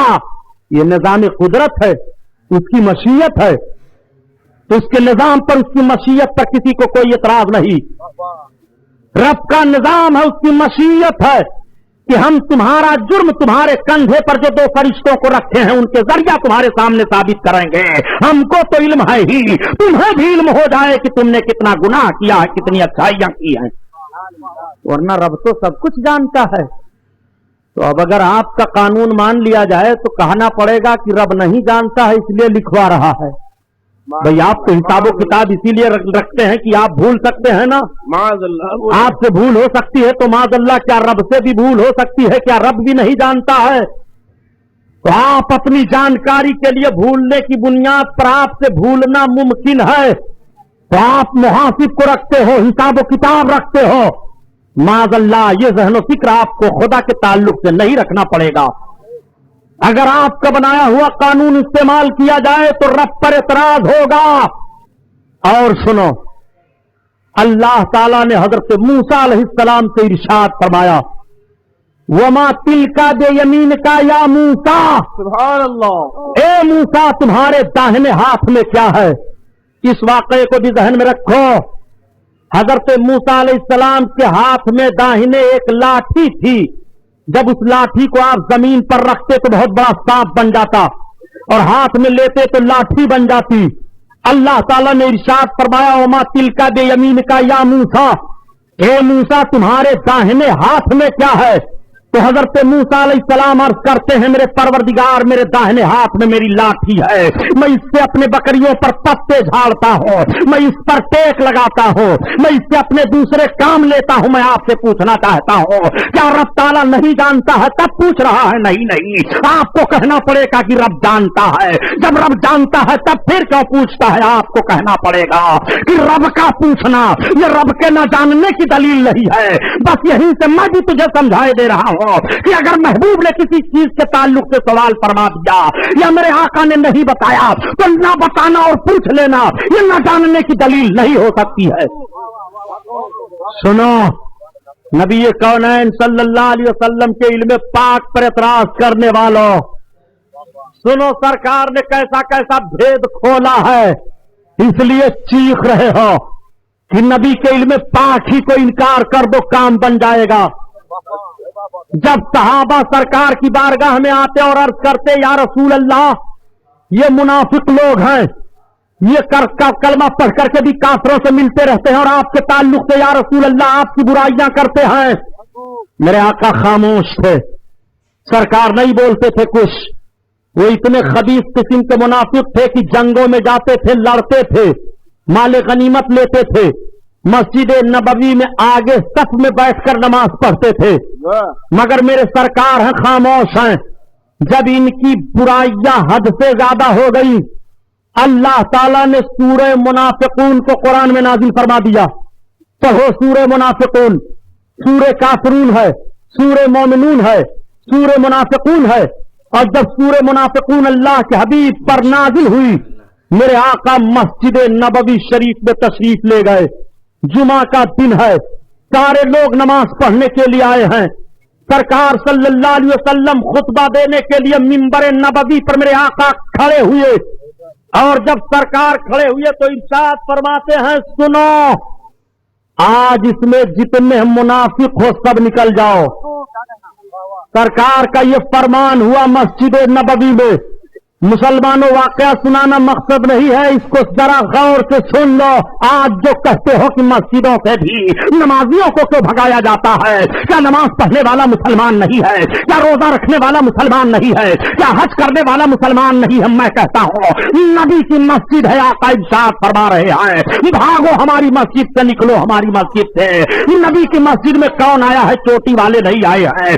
نبی کی مسجد میں کون آیا ہے؟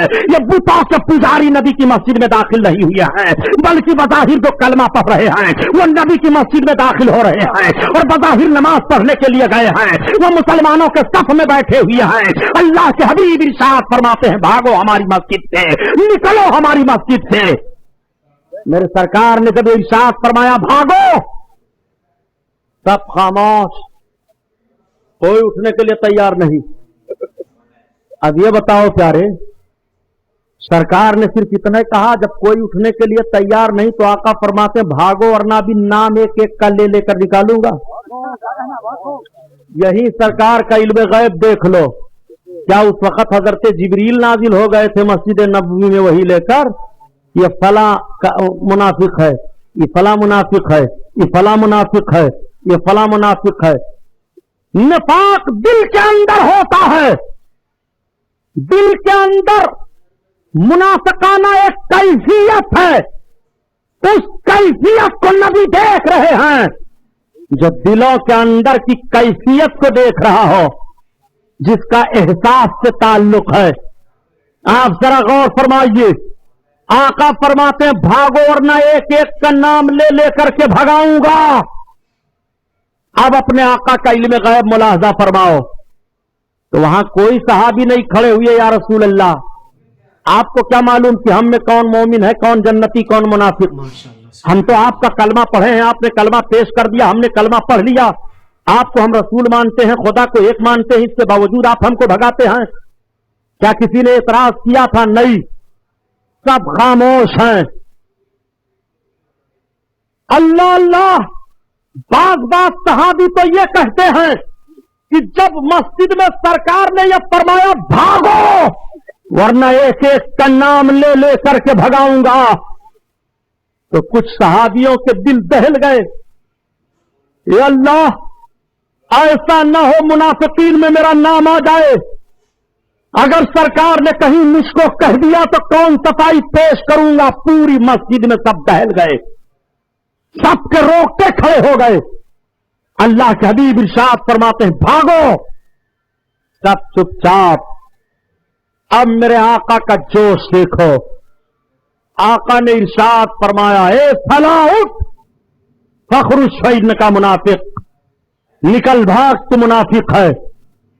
سرکار نے بلا اس کے دل کے نفاق کو دیکھے ہوئے بتا دیا تھا، یہ غیب نہیں ہے تو اور کیا ہے؟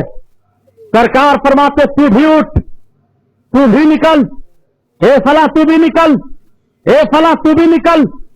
300 مرد 175 عورتوں کو مسجد سے سرکار نے نکالا تھا، 550 کی تعداد کو۔ یہ تو 10-20 ہوتے ہیں، زیادہ تو ہوتے نہیں، 10, 20, 25, 50 ہوتے ہیں، اس کے باوجود نہیں بھگا پاتے آپ، 24 ہوتے ہیں۔ بہت گندھورا عادت ہے یہ، اتنا گندھورا عادت ہے کہ اس کو کوئی نہیں پسند کرتا ہے۔ سنو، 550 کو سرکار نے مسجد سے بھگایا، اور جب آقا نے بھگا دیا تو یہ بڑے بدماش تھے کل، یہ گئے اور یہ لوگ خود ایک مسجد بنانے لگے، اور مسجد بنا کر پھر آئے، کہا تو آپ نے اپنی مسجد میں نہیں نماز پڑھنے دیا تو ہماری ہی میں چلیے پڑھ لیجئے۔ تو سرکار نے 2 صحابی کو بلایا کہ ادھر آؤ، جاؤ ان خبیثوں کی مسجد پھونک دو۔ تو مدینہ طیبہ میں اس کو جلا دیا گیا، قرآن میں اس کا بیان آیا ہے مسجد ضرار، نقصان دینے والی مسجد۔ اللہ کے حبیب نے پھکوایا مدینہ طیبہ میں۔ اب ذرا اس سعودی حکومت کی بدماشی دیکھو، جہاں مسجد ضرار کو منافقین نے تعمیر کیا تھا اور سرکار نے جلوا دیا تھا، ان ظالموں نے اسی جگہ پر مسجد بنوایا ہے اور اس کا نام مسجد نور رکھا ہے۔ بتاؤ آپ، ان کی ہم آہنگی دیکھو منافقوں سے۔ اللہ کے حبیب کا یہ علم غیب ہے کہ نہیں کہ مسجد نبوی شریف سے میرے سرکار نے منافقین کو نکالا؟ اور آؤ دیکھو اپنے آقا کا علم غیب۔ ماشاءاللہ سرکار بیٹھے ہوئے ہیں، صحابہ کی انجمن لگی ہوئی ہے، صحابہ نے ایک نوجوان کی تعریف شروع کر دی، عرض کیا یا رسول اللہ، ایک نوجوان ہم میں ہے جو بڑا عابد ہے، بڑا زاہد ہے، بڑا متقی ہے، ایسا ہے ویسا ہے۔ سرکار سے صحابہ تعریف کر ہی رہے تھے، تب تک وہ نوجوان پہنچ گیا۔ صحابہ نے عرض کیا یا رسول اللہ، یہی نوجوان ہے جس کی ہم تعریف کر رہے تھے۔ وہ نوجوان کھڑا ہوا، سرکار کو سلام کیا، آقا نے اس کو دیکھا اور دیکھنے کے بعد ارشاد فرمایا کیا تو اپنے دل میں ابھی یہ نہیں سوچ رہا تھا کہ یہاں تجھ سے کوئی اچھا نہیں ہے؟ دل کے راز کو میرے سرکار نے بتایا۔ کیا تو اپنے دل میں ابھی یہ نہیں سوچ رہا تھا کہ یہاں تجھ سے اچھا کوئی نہیں ہے؟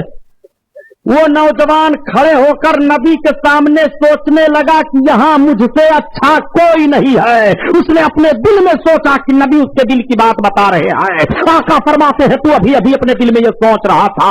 اس نے عرض کیا ہاں یا رسول اللہ۔ اب وہ سرکار کو سلام کیا، مسجد میں چلا گیا، نماز پڑھنے لگا۔ آقا ارشاد فرماتے ہیں کون ہے جو اس کو قتل کرے گا؟ حضرت ابوبکر صدیق نے عرض کیا یا رسول اللہ میں ماروں گا۔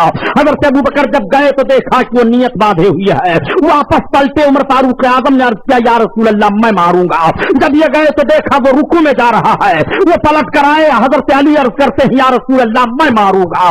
حضرت علی سے سرکار فرماتے ہیں علی تم ضرور مار دیتے مگر پاؤ تب۔ اب حضرت علی جب جا رہے ہیں تو دیکھا کہ وہ نماز پڑھ کر کے باہر نکل گیا۔ جب باہر نکل گیا تو حضرت ابو بکر، حضرت عمر، حضرت علی سرکار کی بارگاہ میں عرض گزار ہوئے یا رسول اللہ یہ معاملہ کیا؟ ایسا نمازی رکوع سجدہ والا، اس کو قتل کا حکم۔ آقا فرماتے ہیں وہ منافق ہے، منافق۔ سنو، اس کے متبعین ایسے ہوں گے کہ قرآن زیادہ پڑھیں گے مگر حلق سے نیچے نہیں اترے گا، اور ان کا حال ایسا ہوگا کہ ان کی عبادت کے آگے تم اپنی عبادت کو ہیچ سمجھو گے۔ اس لیے وہ ایسا ہے، آقا فرماتے ہیں اگر وہ قتل کر دیا جاتا تو میری امت کا سارا فتنہ ختم ہو جاتا، پھر امت میں قیامت تک فتنہ نہ پڑتا۔ فتنے کی بنیاد ذرا ملاحظہ کیجئے، نفاق کی جڑ کو دیکھیے۔ آقا کریم صلی اللہ علیہ وسلم کا یہ علم غیب نہیں ہے تو کیا ہے؟ سرکار نے عرض کیا یا رسول اللہ اس جماعت کی پہچان کیا ہوگی؟ تو بہت کھل کر کے بول رہا ہوں، ملاحظہ کر لیجئے۔ آقا ارشاد فرماتے ہیں سیماہم التحلیق، وہ سر مڈے لوگ ہوں گے، سر گھٹائے ہوں گے، ان کی پہچان یہ ہوگی۔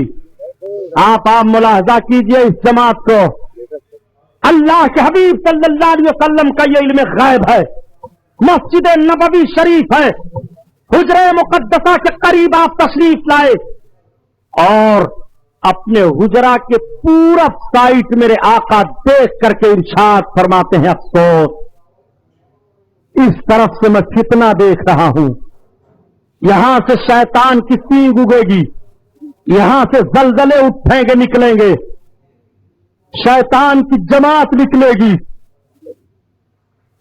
عرض کرتے ہیں عرض کرنے والے یا رسول اللہ اس جگہ کا نام کیا ہے؟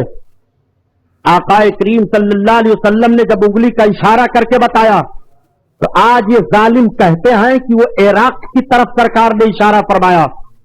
نادان، چل ہم تیری بات مان لیتے ہیں کہ عراق کی طرف آقا نے اشارہ کر کے فرمایا، مگر دوسری حدیث سن، یہ علم غیب ہے میرے سرکار کا۔ میرے آقا خیر و برکت کی دعا مانگ رہے ہیں رب کی بارگاہ میں، تو ملک یمن کے لوگ پیچھے حاضر تھے، وہ عرض کرتے ہیں یا رسول اللہ میرے یمن کے لیے دعا مانگ دیجیے۔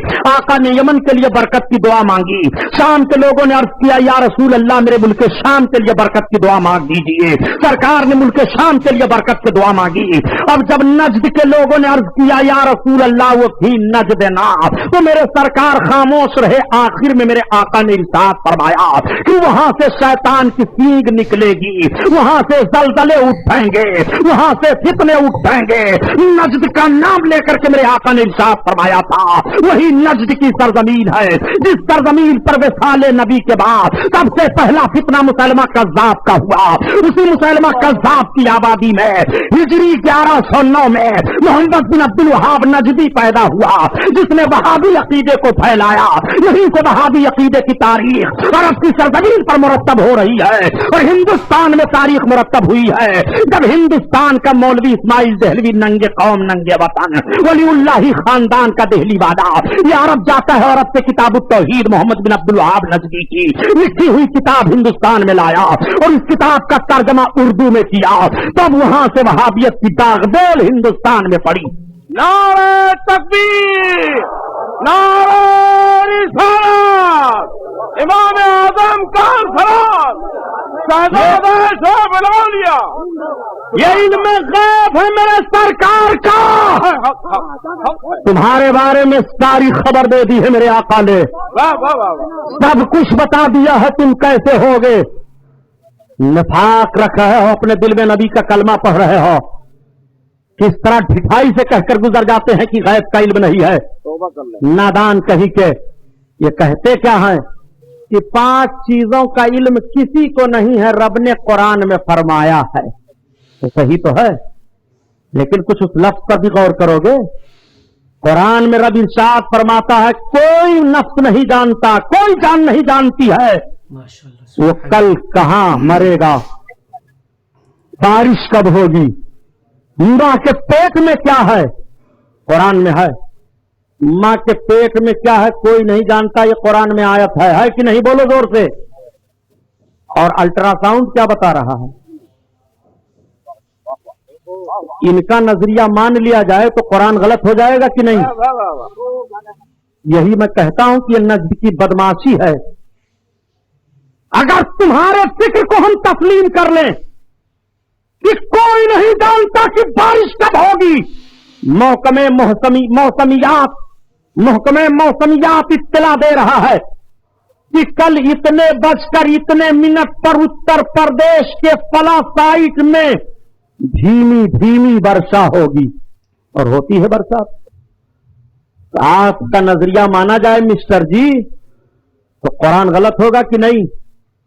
یا تو تم سائنس کے نظریات کو ٹھکراؤ، اور سائنس کے نظریات کو ٹھکراؤ گے تو سائنس اپنا تجربہ پیش کر رہا ہے، یا تو قرآن کو مانو۔ अगर कुरान को मान रहे हो कि माँ के पेट में क्या है कोई नहीं जानता, तो अल्ट्रासाउंड को झूठा बताओ, और अल्ट्रासाउंड को झूठा बताओगे तो पूरी साइंस तुम्हारे खोपड़ी पर पेशाब कर देगी कि पागल से तू अपनी आंख से देख ले, हम अल्ट्रासाउंड लगाए हुए हैं, पता चल रहा है कि माँ के पेट में बच्ची है कि बच्चा है, इंसान है कि कोई जानवर है, गोश्त का लुफड़ा है कि कोई हमल है, सारी वजाहत अल्ट्रासाउंड मशीन कर रही है। मैं कहता हूं तुम्हारे फिक्र नजर को तस्लीम कर लिया जाए तो तुम कुरान को झूठा साबित कर दोगे नादान। हमारा अकीदा है कि साइंस का नजरिया झूठा हो जाएगा मगर कुरान का नजरिया झूठा नहीं होगा। सुनो, हमारा अकीदा ये है कि इन 5 चीजों का इल्म भी बिला खुदा के बताए कोई नहीं जान सकता। बेशक बेशक। और खुदा बताए तो वो जान जाता है, खुदा बता दे तो यूं ही वो जान जाता है, खुदा अक्ल के जरिया से बता दे तो अल्ट्रासाउंड से पता लगा लेता है, खुदा ही इल्म देता है। ये हमारा अकीदा है। और लफ्ज जो कुरान शरीफ में है वो तदरी है, तदरी। इदराक कहते हैं अपनी, आलमो नहीं है, वहां इदराक का मामला है। इदराक पढ़ा लिखा तबका गौर करे, भंगार तौलने से काम नहीं बनेगा। जो उल्लू बनाते हो मुसलमानों को, नबी का कहां इल्म गायब है, नबी को कहां इल्म गायब है। सुन, नबी कौनैन सल्लल्लाहु अलैहि वसल्लम के इल्म को तू पता लगा रहा है। खुदा की कसम, नबी के सदके में नबी के गुलामों को जो इल्म है उस पर तू ताज्जुब करेगा, और अगर मोहब्बत से देखेगा तो तेरे ईमान की हिफाजत हो जाएगी। सुन, हुजूर मुफ्ती आजम हिंद इमाम अहमद रजा खान का शहजादा, वो मुफ्ती आजम हिंद जिन्होंने नसबंदी के मौका पर ऐलान किया था कि नसबंदी हराम है, हराम है, और तुम्हारी पूरी ताकत सुपर पावर बोल रही थी कि अभी तक तो मनफी पहलू पर गौर किया जा रहा था, मुस्बत पहलू पर भी गौर किया जाए, यानी अब सोचा जाए कि जायज करार दे दिया जाए। इनके घर जायज और नाजायज का कानून खुद बनता है।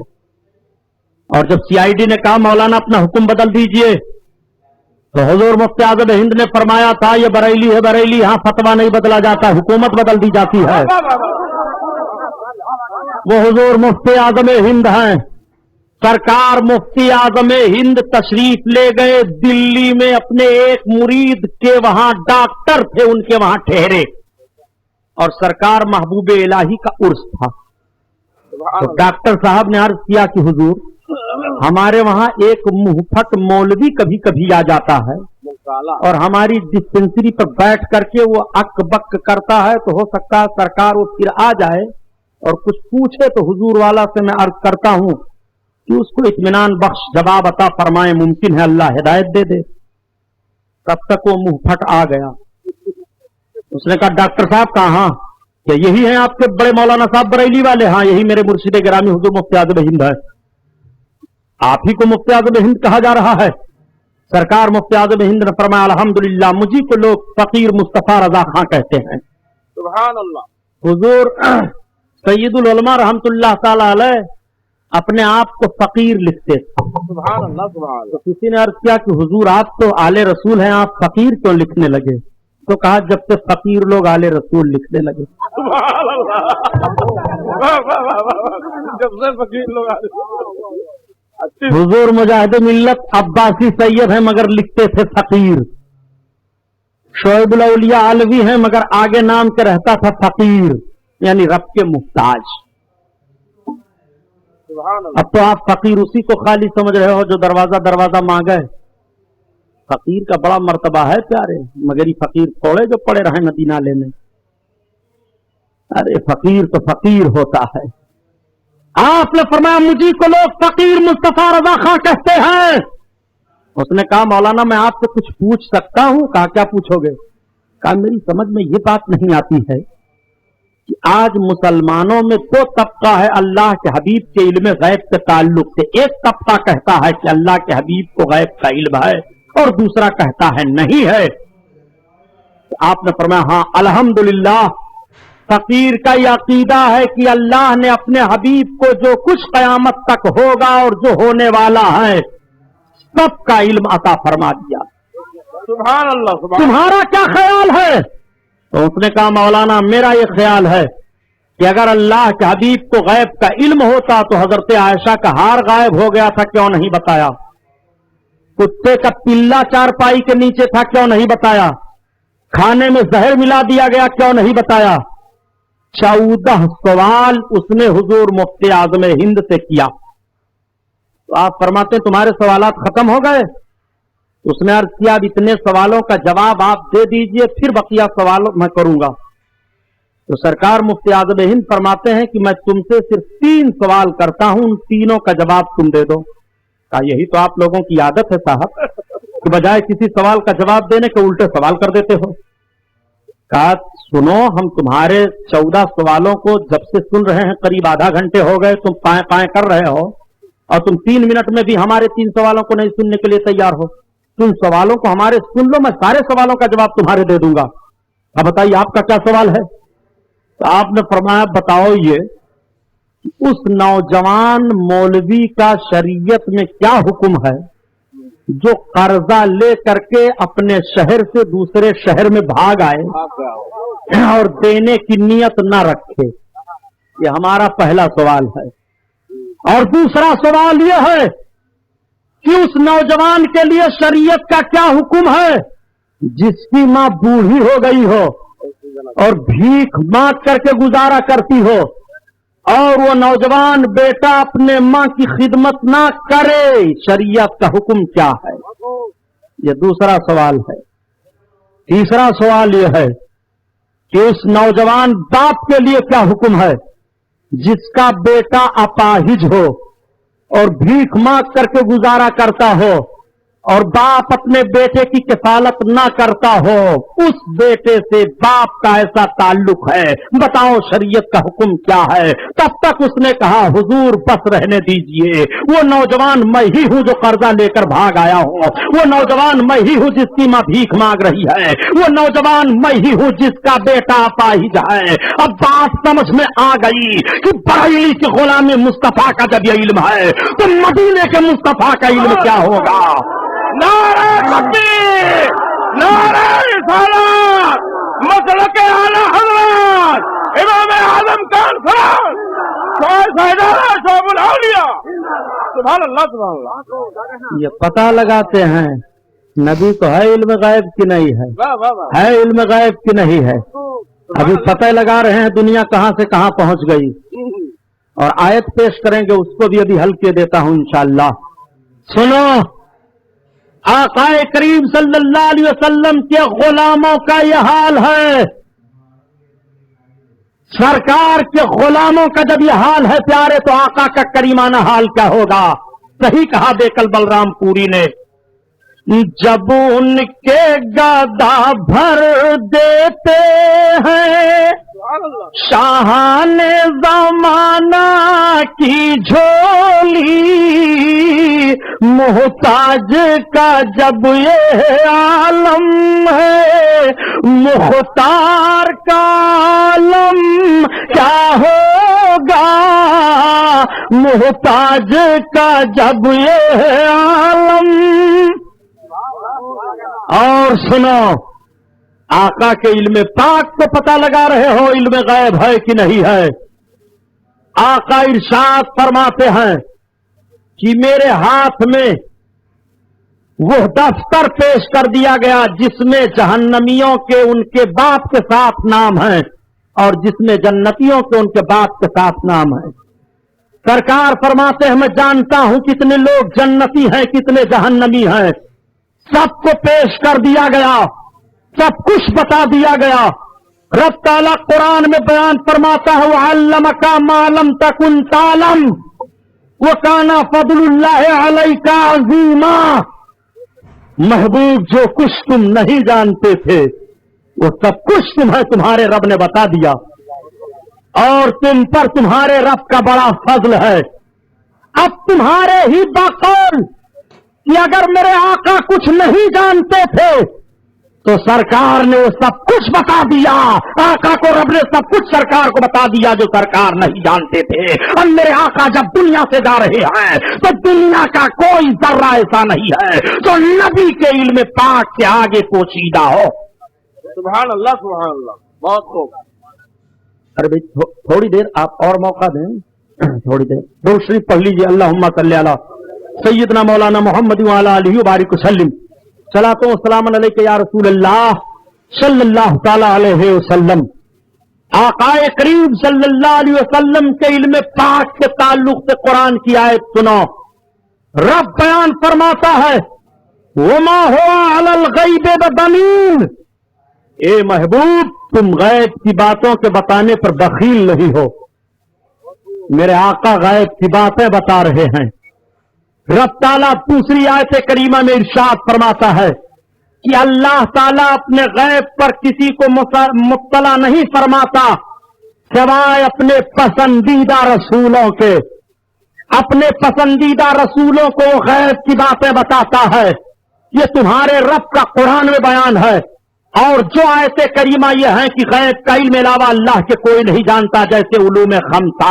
और दूसरी आयत करीमा अब मुफस्सिरीन किराम तत्बीक फरमाते हैं कि जो न जानने वाली गैब की आयत करीमा है और जो जानने वाली आयत करीमा है, दोनों में तत्बीक इस तरह से होगी कि रब का इल्म कदीम है, जाती है, और महबूब का इल्म अताई है, हादिस है। रब ताला अपने ने महबूब को अता किया है।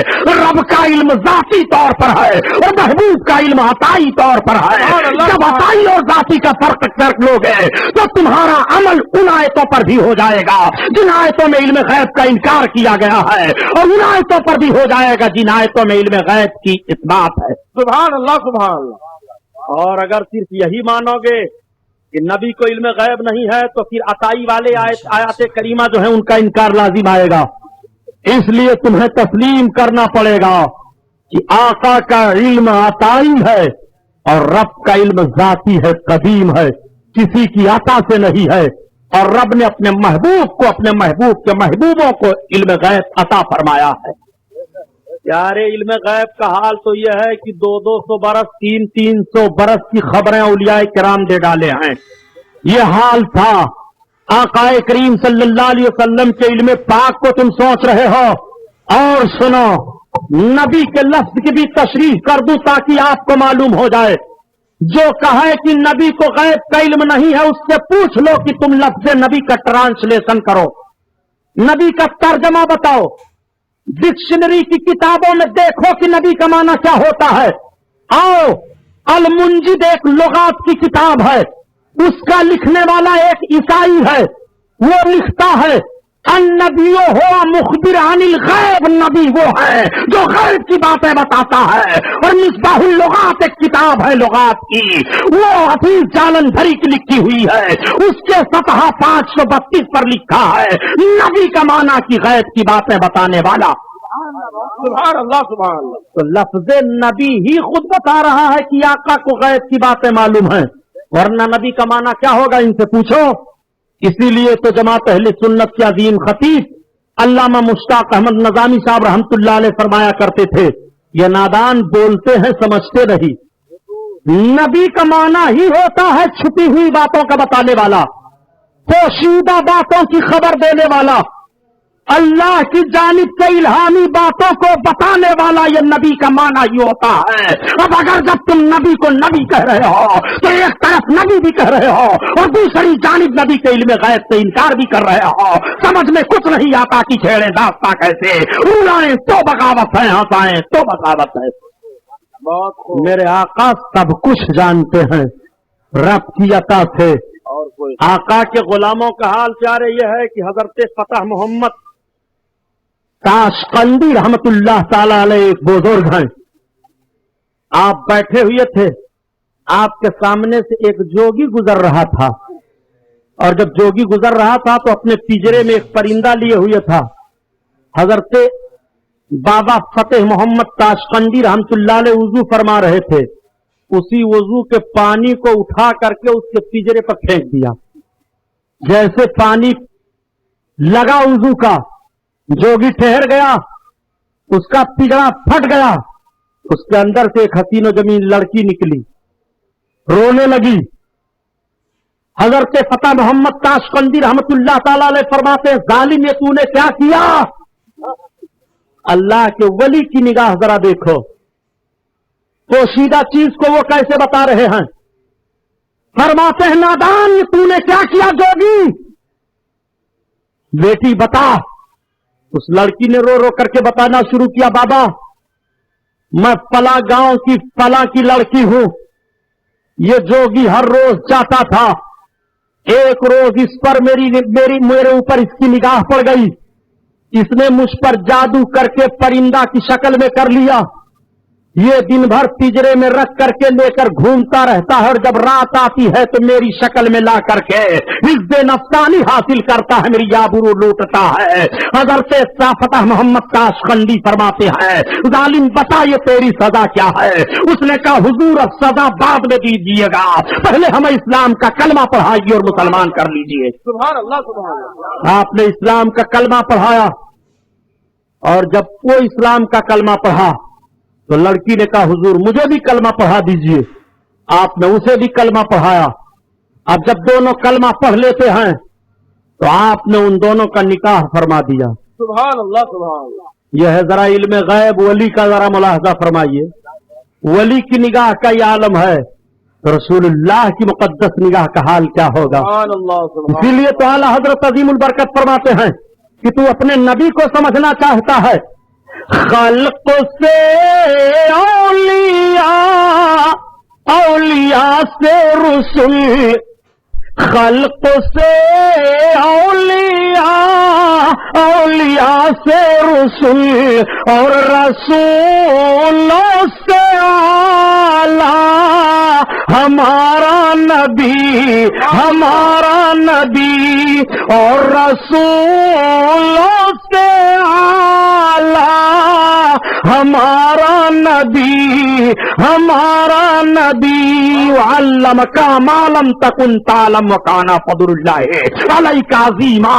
اے محبوب جو کچھ تم نہیں جانتے تھے اللہ نے تمہیں وہ سب کچھ بتا دیا. سبحان اللہ سبحان. اٹھاؤ تفسیر جلالین, اپنی مسجدوں سے اعلان کرتے ہیں ماشاءاللہ. تفسیر جلالین اٹھاؤ, دیکھو اس آیت کریمہ کی تفسیر صاحب جلالین نے کیا کی ہے.